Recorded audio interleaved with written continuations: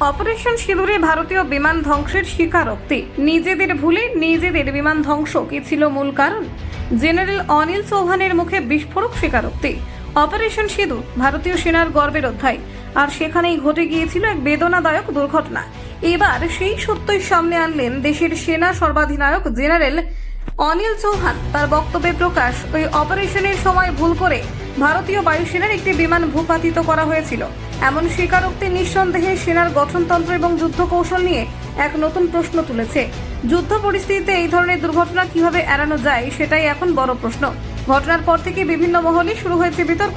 রাজনৈতিক স্তরে যেমন প্রতিক্রিয়া দেখা যাচ্ছে, তেমনি প্রাক্তন সেনাকর্তাও এই বিষয়ে তাদের মত প্রকাশ করেছেন। ভারতীয় সেনাবাহিনীর এত উচ্চ পর্যায়ের মুখে এমন স্বীকারোক্তি সামনে আসা নিঃসন্দেহে বড় দৃষ্টান্ত। যুদ্ধের উত্তেজনার মাঝেও স্বচ্ছতা দায়বদ্ধতার এই বার্তা কি সেনাবাহিনীর নৈতিক দায়বদ্ধতার নতুন অধ্যায় লিখবে? এখন তাকিয়ে গোটা দেশ। আপনারা দেখছেন গ্রামীণ বাংলা নিউজ।